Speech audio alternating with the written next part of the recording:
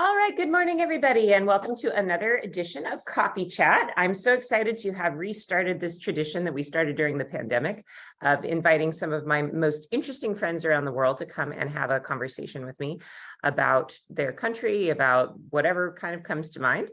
And today I am very excited to have somebody that I've never spoken to before on this in this way. My friend Mohammed in Jordan. So good morning. How are you, Mohammed? Oh, wait, no, good evening, right? Hello, good evening. Yeah, it's about 7:30 p.m. right here. Welcome. So Mohammed and I met a few years ago when we were doing a Jordan tour together. And Jordan is actually a country that maybe was not on your radar as far as travel goes. And Mohammed and I have definitely decided that it should be, because it's one of the most interesting and impressive countries that I can think of in such a small area. There is so much to see, and you have everything from like biblical history to ancient history to deserts to contemporary history almost. I mean, all the way up to Lawrence of Arabia. And it's also, I think, if you're interested in seeing the Middle East, it's probably the easiest country to visit in the Middle East in terms of just getting to know Arabian culture and what that's all about. So I think Mohammed is the perfect person to educate us about the Middle East a little bit. So tell me, Mohammed, how long have you been a tour guide for? So I've been a tour guide for like about 13 years now. Worked with different companies from like biblical to adventure to classic to informative, etc. So yeah, good experience. Well, and just as you mentioned, there's so many different ways to travel to Jordan, right? So you get pilgrimage groups that are there for religious reasons, is that right? So yeah. Usually we get biblical groups that call pilgrimage because we have 5 locations in Jordan that you should visit to finish the Christian pilgrimage. After you finish Jerusalem and Bethlehem and all of these places, you cross to Jordan. You spend maybe like 4 or 5 days visiting like Mount Nebo, Bethany, where Jesus, peace be upon him, got baptized. You go to the old churches also, and maybe if you have time, you see the oldest mosaic map to be made out of mosaic actually here in Madaba. It goes to the 6th century AD. Yeah. Wow. Yeah. So that's something I didn't realize about Jordan, is that, I mean, it is part of the Levant, obviously. So that makes sense that there's biblical history, but I didn't realize how many things, because we go to see Mount Nebo together. And that's something I just had no idea that was in Jordan. So this is a pretty interesting thing. But the number one thing people go to Jordan for, I think, is probably Petra, right? Yeah, true. But just going back to Mount Nebo, I mean, if you visit Mount Nebo, you feel really like the spirituality of the place, but also you can see Jericho, the oldest city on earth. Actually, you can see it from Mount Nebo. You can see the Jordanian Valley, which is part of the Great Rift Valley. You can see the Dead Sea actually from there. Very amazing view. You see the lowest level on earth, which is like the Dead Sea, the lowest surface on earth. You see it from Mount Nebo. Yeah.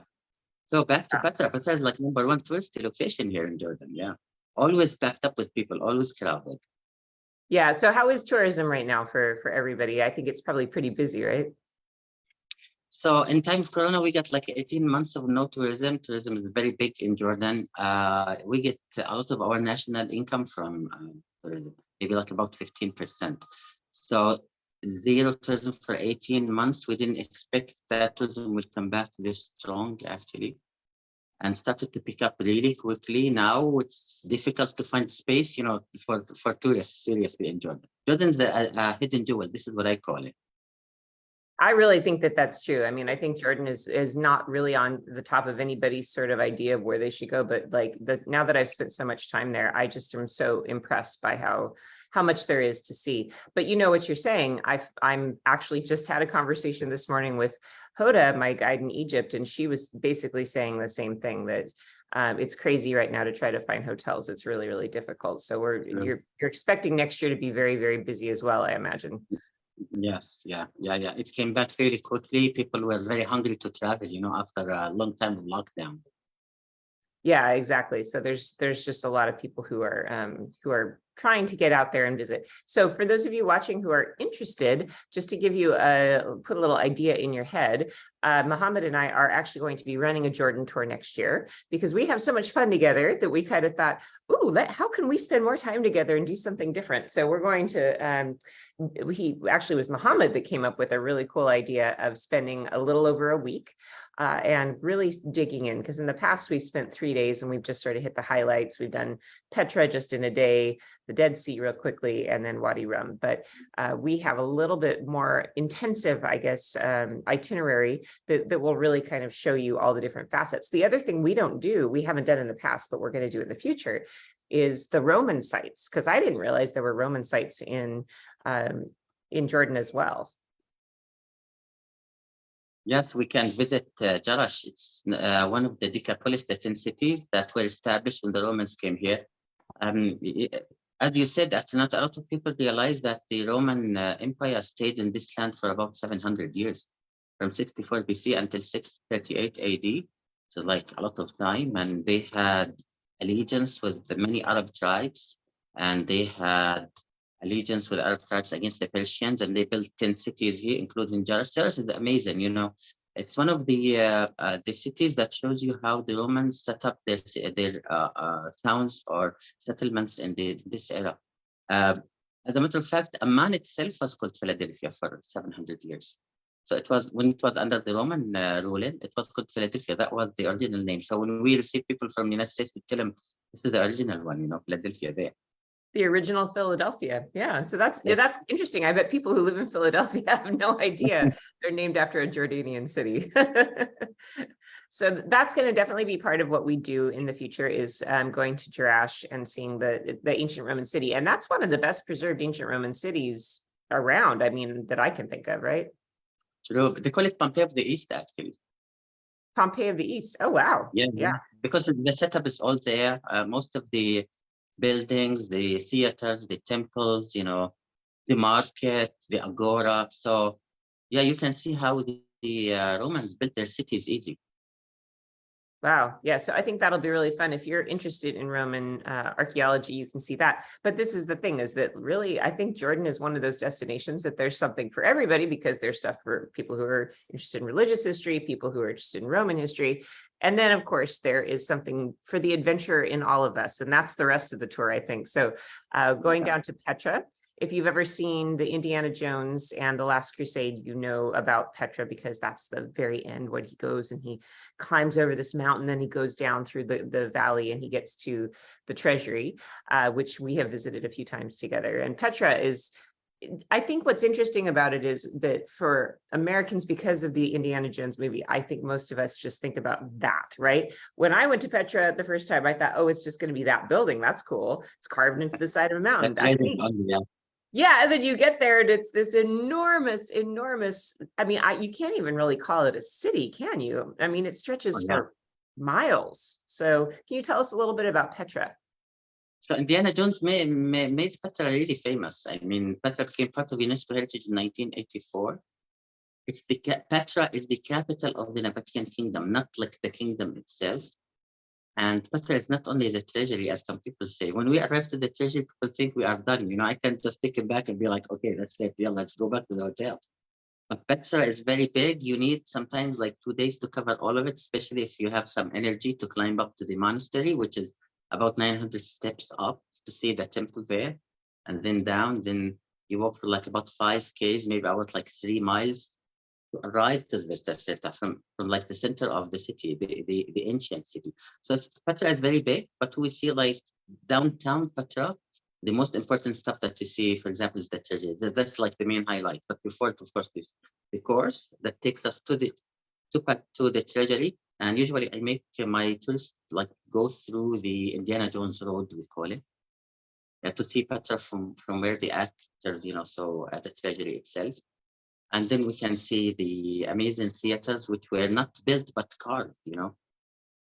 I'm sure you saw many theaters, but the theaters of Petra are very amazing because they were carved, not built. We see the royal tombs, amazing set of tombs for the kings and the queens of Petra, of course. Petra was ruled by 3 queens. So Shakilat has a royal tomb there. And then we see a great temple, the Winged Lions temple. And then when we arrive to the end of the road, if we have some energy to climb up 900 steps, that's like That's the hard fun, I call it. Last time I was there, I thought I'm not doing the monastery this time. I've done it before. And then of course I ended up doing the monastery again because it's really You neat. see? But one time, that's it. Yeah.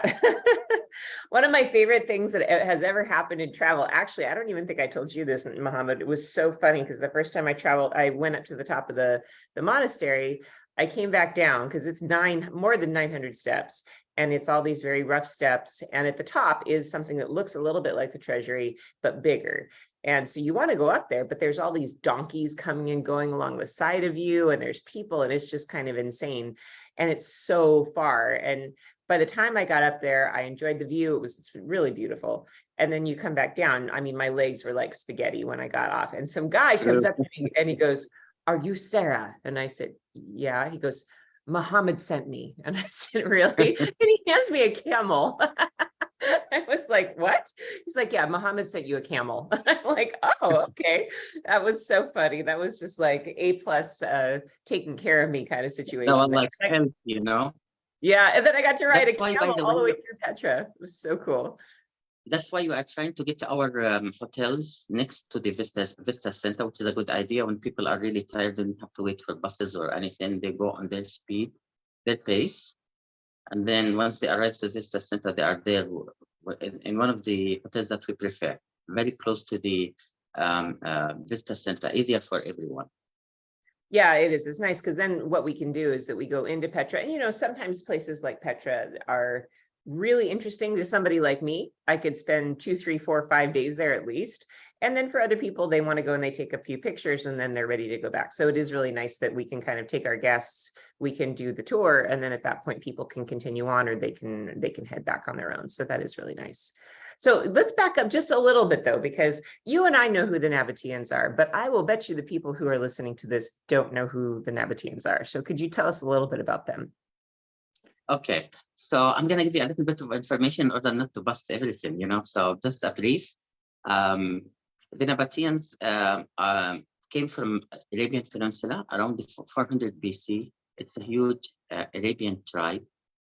Mentioning this, that people should know that Arabs live in a tribal social structure until this moment. So the Arabs, actually, the Nabateans, which means those who control water, came from the southern part of Arabian Peninsula to this land after the existence of, or like the demolition of the Adamite kingdom, and they decided to settle here. They were very skillful in carving. They carved a big city actually in modern Saudi Arabia now called Ula. So they loved Petra because of the sandstone mountains, and they thought maybe because they had the skills of carving, they can carve their city into the rocks, and that's what happened. Of course, having Petra or the mountains of Petra very close to the King's Road, that gave the Nabateans another reason why to settle in that area, and then how to attract the big caravans which came from Egypt or from Oman or from Yemen to that city in the middle of the desert to get water, to get supplies, get services, to have protection. And that, of course, consequently made the Nabateans very rich in the BC. They were one of the richest nations ever. Their kingdom expanded until it reached its largest size around 80 BC, until that moment it included Damascus. So they took Damascus from the Greek. The Red Ocean was part of their kingdom. Ram Valley, of course, which we'll talk about later, Mars and Earth. They had Gaza as their only port on the Mediterranean. So it was a big kingdom with Petra as the capital of the Nabatean kingdom, not the Nabatean kingdom itself. So they were very, very rich because they traded with incense. They brought incense from Oman and Yemen. It was the only source, actually. And that's why they manipulated this business, and they made a lot of money at that time from that. Yeah. Wow. And so the Nabateans really were kind of, in a way, like I wouldn't call it a hidden, but a society that we don't really think about, because that's just not a part of Western education. And I think this is such an interesting thing as I expand my exploration of the world, how much we just miss. We're not really taught in Western European tradition schools, because I didn't know anything about Petra, the Nabateans, until I actually went there. But the other thing is the Nabateans, they liked being kind of down low, didn't they? Like they liked being quiet and a little hidden. And Petra was actually lost for a long time, wasn't it? Because they liked keeping it kind of unfindable in a way, right? I mean, that's true because they were top traders. They didn't want to start wars with other nations. They wanted to trade and make money. Even though in like some records, they defeated Cleopatra in a marine battle. They defeated the Greek army once. They defeated the Romans 3-4 times. But like their main theme was trading. That's why they wanted peace. When they were put under siege by the Romans later in 106 AD, they accepted willingly and peacefully to become part of the Roman Empire because they wanted to trade. They didn't want to like keep fighting and etc. etc. That was their main purpose. So that's why actually their kingdom, it was kind of like hidden, as you said, until later it fell off the records of history completely. That's why Booker, when he came to visit Petra around 1830, he didn't believe that there is a city called Petra, carved in mountains, until he came and he saw it by himself. Then he reintroduced it to the West. Wow, yeah. So it's not even really in the history books for most people. So that's why it's a little bit hidden. And this is the thing that I would say there are a few things that in my travels have truly been shockingly impressive. And one of them is Machu Picchu. Like I had no idea Machu Picchu was going to be that incredible. And Petra the same, like I could not, because again, I had that idea, oh, I'm so excited to see that thing from Indiana Jones, that'll be neat. But that is not at all the way in reality that they portray it in the movie, number one. You can't go in it, first of all. And even if you did, it's like one room. It's not some big cavern, cool thing you can go have an adventure in. That's not at all true. But it's just that that is not the only one. There's building after building carved into the side of these mountains with beautiful architectural details. And it's huge. It's just huge. I'm curious though. I mean, I think we've seen kind of the downtown Petra, right? But there's even stuff outside of what you and I have seen together, right? I mean, no doubt, Petra is about 100 square miles. 100 square miles. Wow. Yes. So actually, a few years ago, we discovered an underground tunnel in Petra. It's like about 1 mile in length, and it was used for military purposes. It's not open for tourism yet, but we are exploring it still. So most of the houses actually don't exist where we will visit. We'll see like maybe 5-6 houses here and there, fancy ones actually carved into the mountains, but that area, it's like downtown Manhattan, this is like where the shops and the theaters and the important places and the real tombs and all, where rich people lived. At that time, in the time of Petra, it was a big capital actually. No one was allowed to go there except rich people. And until this moment, it's kind of expensive. That's true. And that's an interesting thing to note. So as far as affordable destinations go, there are a lot of destinations in kind of the Mediterranean area that are pretty affordable. Jordan is a little bit more expensive. It's not outrageous, but it is more Western prices. It's more kind of United States prices, I would say. So it's just sort of an interesting thing to note that if you're used to, let's say, traveling on the cheap in Greece or Turkey, you're going to get a little sticker shock in Jordan, aren't you? Kind of Amman's price, especially West Amman, but we go around things, and especially even in Petra, we organize things where people don't suffer financially with us. And we try to get people to try local places as much as possible. This brings, actually, when you are visiting Jordan, like the first day you visit Jarash, there's like a very nice experience. We call it the Jordanian kitchen, if you remember. We'll get people to like. Oh, I was going to ask you about that. Yeah, I was going to ask you. So this is Mohammed's new project. He, by the way, is he's very, very good at finding excellent food, and Jordanian food is really good, actually. It's not at all what I expected. I was thinking it would be more like Israeli food, completely different thing. And we've gone to some great restaurants together. So this is Mohammed's new project called the Jordanian Kitchen, where people get to learn how to cook. And we're going to do this together on our tour, right? Yeah, sure. We have Chef Wafa, she's my partner actually. So we will not teach people how to cook, but we'll teach them how to make Jordanian food. Like for example, the southern makluba or southern upside down, and they will learn how to fix that dish with Chef Wafash. Will teach them like step to step. But not only that, she will be talking about Jordanian food and culture and all of these things that are related, and they will have a lot of fun with her. That's really cool. So it's kind of like you've opened up with your friend who's the chef, like it's not quite a cooking school, but kind of like that, or an interactive restaurant, I guess you could say. True, true. You will cook with the locals, and you will eat what you cooked. Yeah. Yeah. I And usually go ahead. Yeah, go ahead. They will eat what they cook. This is like aggressive. You have to go kill the chicken too, right? If the He's food goes bad, talking there's about no my favorite alternative. dish, You though. have to eat it. Yeah, you do. You have to eat it. So my favorite Jordanian dish that we've had together is a very traditional one, and it's called upside down chicken. And it's so good. They take the chicken and they put it into like a pan, and then they cover it with rice and things like that, and then they flip it over, so it's served upside down. This is It's what really they will fun. do.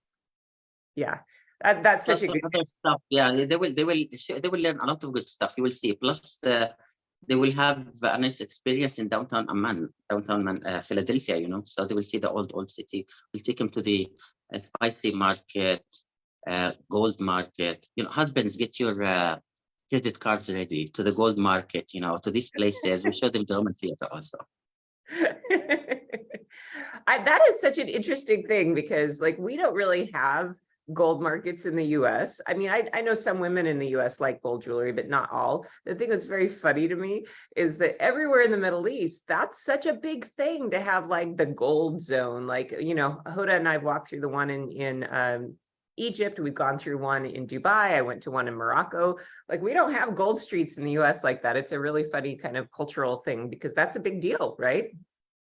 Actually, as you put it, it's a cultural thing, because especially on weddings, the husband buys gifts for the wife, not for her family, for her, like maybe worth of like $5,000 gold sometimes. So they go to the gold market, which is like about 100 shops next to each other. You don't have to like travel from one place to another. So all of them are there. You don't have no excuse to say, I don't like this one, because you have 100 shops around each other. Yeah, I know. It's such an interesting, it's an interesting cultural You phenomenon. hear this? American girl, husband buys the gifts and everything, and he pays the dowry and he furnishes the house. Yeah. Yes, American men, especially ones I'm dating, you got to listen to that. They don't like me anymore.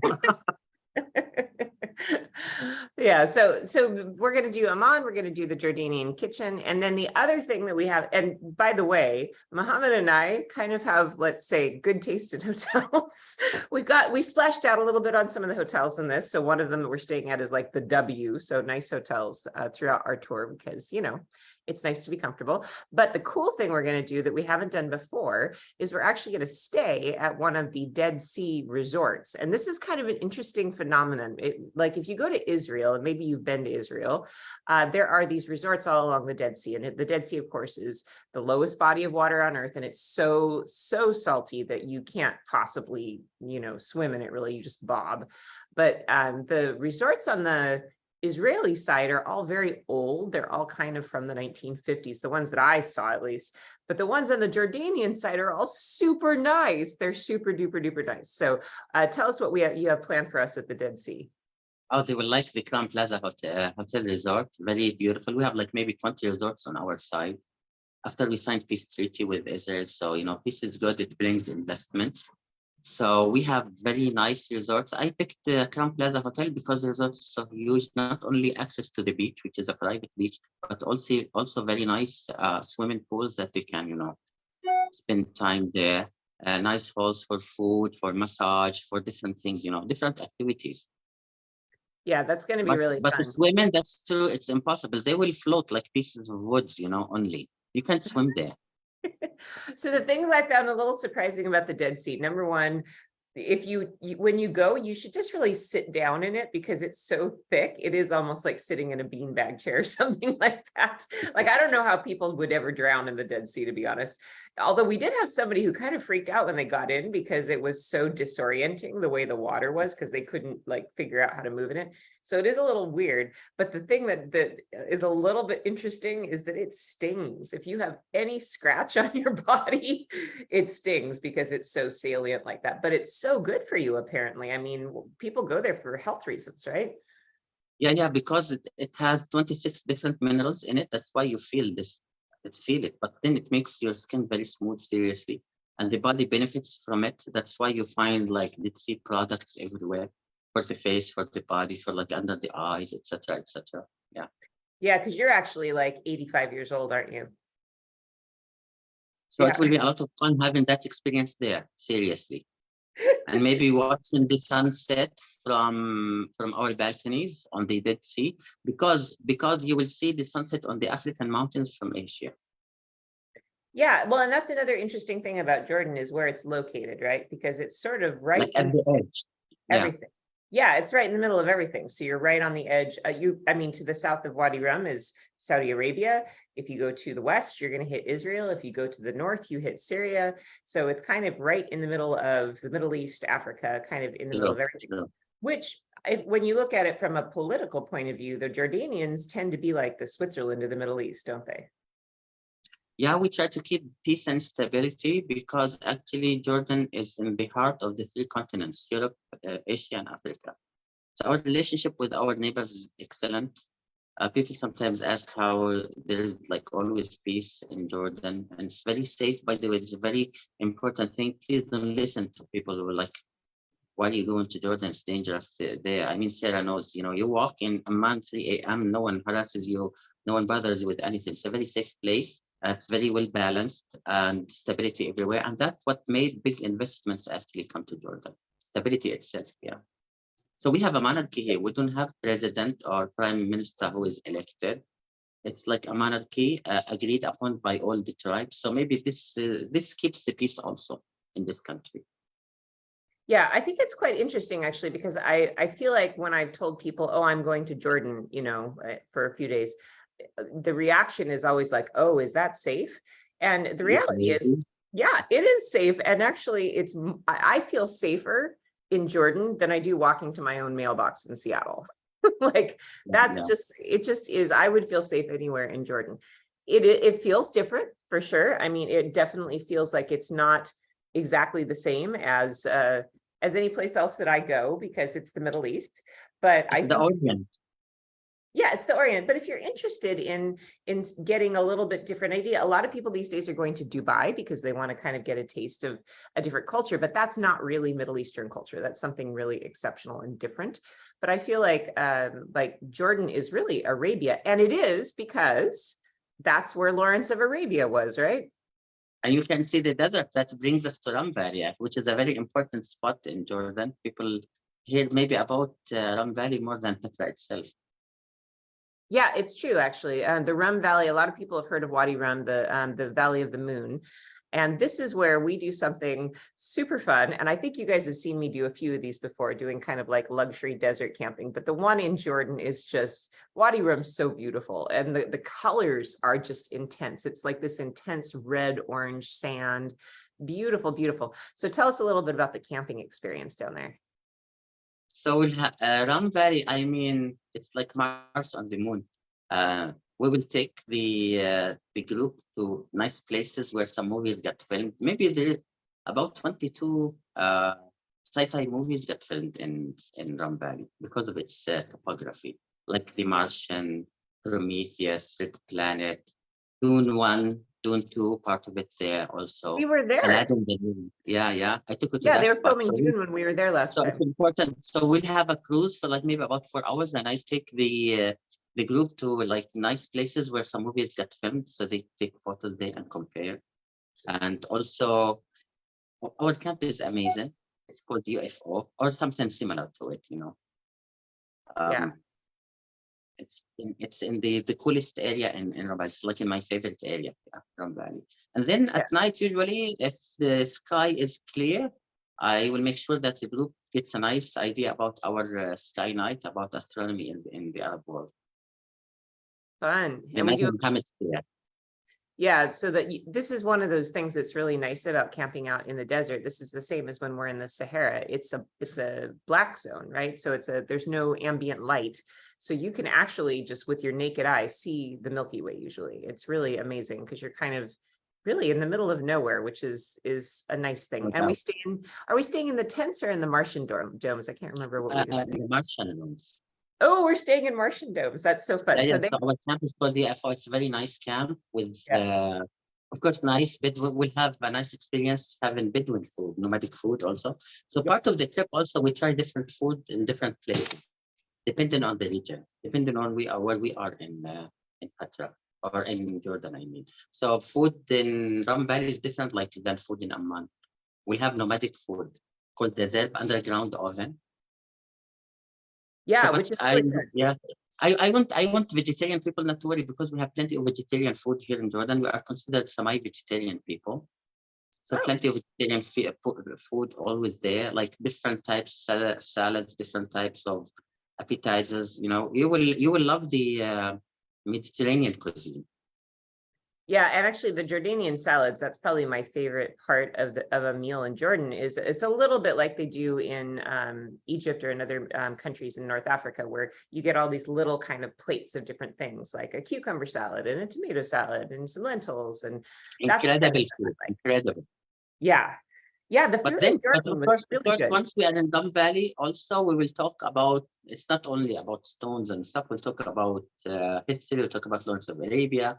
We'll talk about World War One. We'll talk about how the Arab world came to its existence at this time because of them circumstances. So we want the trip to be also informative.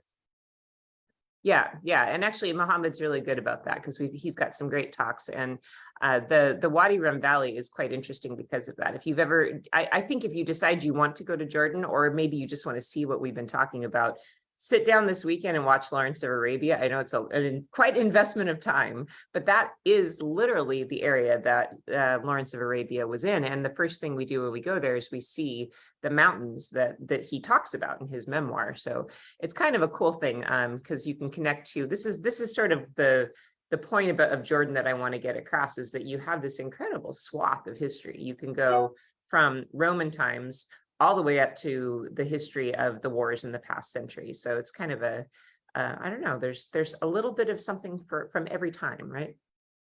Yeah, that's a good thing. The way the trip unfolds itself is amazing also. And as you said, we talk about different civilizations. I mean, in some areas you go, for example, to Egypt, you talk about pharaohs most of the time. Yeah. But in Jordan, you talk about the Greek a little bit. Then you talk about the Nabateans a little bit. Then you talk about the Crusaders a little bit. Then you talk about the Ottomans a little bit. Then you talk about the World War One. So you talk about different eras actually built on the top of each other.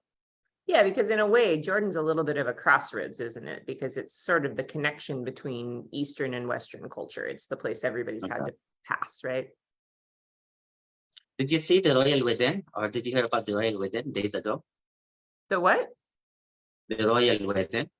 No, the royal wedding. I didn't know there was a wedding. Yeah, because the crown prince got married, and oh my God, all of Jordan was upside down, really, makluba, like 3 days ago, 4 days ago. Oh, wow. Well, how old is he? He can't be that. He must be pretty young. He's about 31 now. Ah, okay. Wow. And But he so will become the king after his father because it's constitutional monarchy here. okay, yeah. So some of you may have heard, I mean, you may not be familiar with the royal family of Jordan, but you've probably heard about it when you think about it, because the former king, the previous king, was married to an American for his second marriage. Yeah, Queen Noor. She was his second marriage. His first marriage, though, produced the current king, and then from that, the crown prince, right? Correct, yeah. And this king, actually, his mom is from England. Oh, really? Oh, Yeah. So he's Hashemite, he's Arab, but his mother from England, yeah. Yeah, because he has blue eyes, and he definitely has a kind of European-looking face, actually, I've thought. That makes sense. But you will be surprised how Arabs are different in like shape, because they come from dark to all up fair and like blue eyes. I have nieces with blue eyes, nieces and nephews, blue eyes and gold hair like you. But this is in the Arab race also. They come from different colors, not necessarily because of his mom, by the way. But his father is very famous, King Hussein, Yeah, he who is. died in 1999. Yeah, Yeah, he was very, I mean, especially in the US, I think a lot of people would know absolutely. King Hussein because he was very well known. We'll talk about the monarchy also and introduce our let's say political system to the group, so they know how we live, how we run business, how we do things here. And actually, that was one of the most eye-opening things that you have ever said to me that I actually really, I took with me was that, the Middle East and particularly Jordan is tribal. And that's different. That makes their society different. That makes their political system different. And it's very interesting actually how they work, how the kingdom works and makes sure every tribe is represented, right? True, true.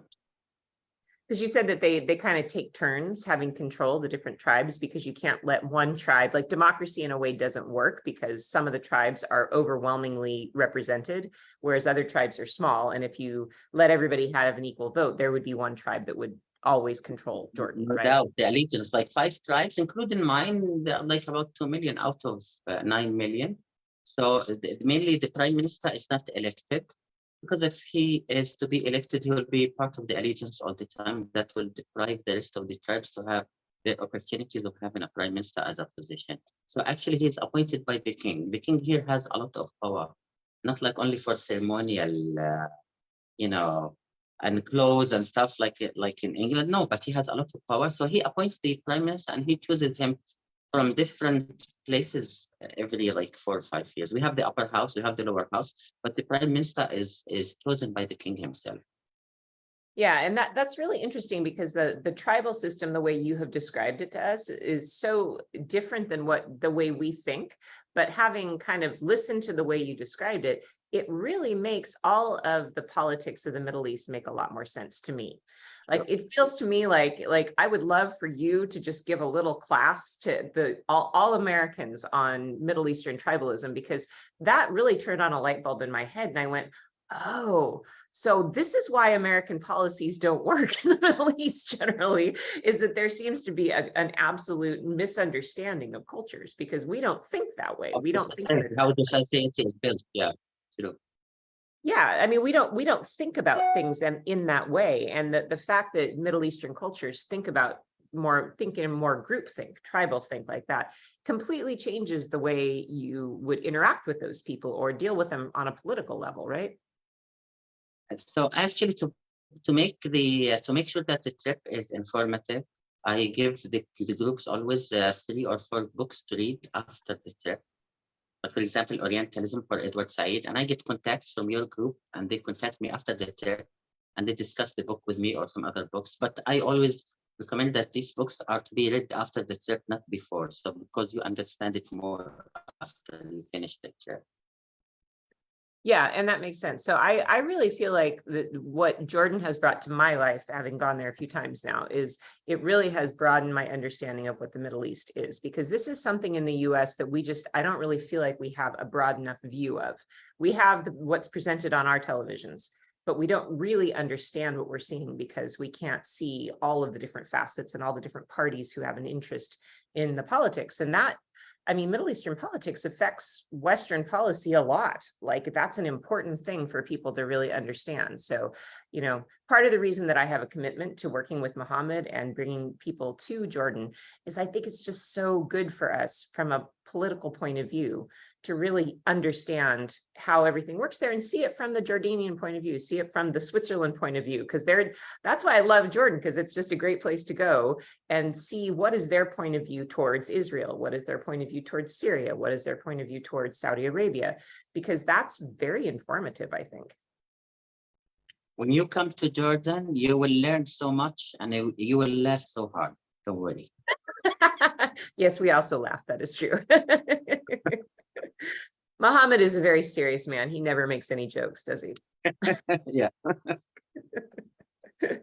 Yeah, that's the especially nice part about going to Jordan, is that we have a really good time doing all of these fun things. So it's kind of like playtime, it's like you learn stuff, but you're also having a good time playing and seeing some different things. So what are you looking forward to the most for doing Jordan with me next year? So actually, I like the idea that we will move from the desert to the sea. because we have a Mhm. trip to Aqaba after Rambari, right? So Yeah. I put it this way because you see, we will spend a lot of energy in Petra and then we'll go to the sand. So Petra is like sandy and it's like part of the desert. But the real desert is Rambari. So like maybe 3-4 days there.